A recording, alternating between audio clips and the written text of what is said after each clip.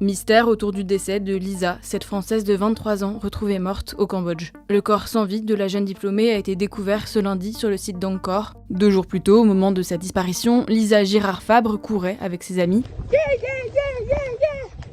Ces images, filmées le jour où elle a disparu, sont les dernières de Lisa en vie. Retraçons ce que l'on sait de ces derniers jours. Fin juillet, l'ancienne étudiante de Sciences Po Bordeaux, décrite comme solaire et pleine d'énergie, annonçait un grand défi personnel sur LinkedIn. Le 3 août, avec 3 amis, je vais courir le semi-marathon d'Angkor au profit de PSE, pour un sourire d'enfant. Le semi-marathon de l'Empire d'Angkor, c'est une course de 21 km au travers des temples d'un site archéologique mythique. Le rendez-vous était pris pour Lisa. La jeune femme se trouvait déjà au Cambodge depuis le début de l'année pour donner des cours d'anglais et de français à des enfants après un premier long séjour dans le pays 2 ans plus tôt.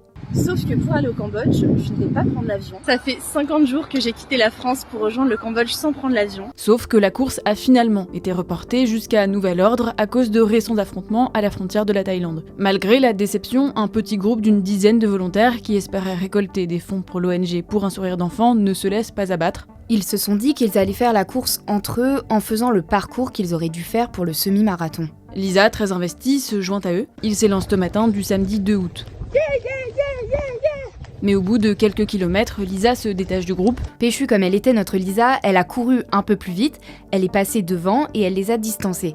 Ils se sont dit qu'ils la retrouveraient à la fin de la course. À l'arrivée, aucun signe de Lisa. Son téléphone ne répond pas. Le groupe prévient rapidement la police, 4 équipes de recherche sont mobilisées et une battue est organisée dans l'immense site de 400 km². Les recherches se poursuivent le dimanche, mais ce n'est que le lundi matin, à l'aube, que le corps de Lisa est retrouvé par la police dans un canal asséché du site. Le lendemain, les autorités cambodgiennes affirment que la jeune Française est décédée d'un arrêt cardiaque à cause d'un effort excessif. Je tiens à préciser que la mort de la victime n'est liée à aucun crime ou meurtre. Mais selon nos informations, la famille de Lisa doute de cette thèse, notamment à cause de sa bonne condition physique. Ils sont traumatisés et désespérés par la version qui circule dans les médias. Ils assurent que, contrairement à ce qu'avancent les autorités cambodgiennes, son corps a été retrouvé en mauvais état et qu'aucune autopsie n'aurait été réalisée. Côté français, le parquet de Paris confirme ce mercredi avoir ouvert une enquête confiée à l'Office central pour la répression des violences aux personnes. Les parents de Lisa, eux, sont arrivés sur place ce mercredi matin, selon nos informations. Ils ont été accueillis par la chef de section consulaire et par la directrice générale de l'ONG. Le corps de leur fille a été remis à l'ambassade de France le temps de l'enquête. Il sera rapatrié par la suite pour ses funérailles.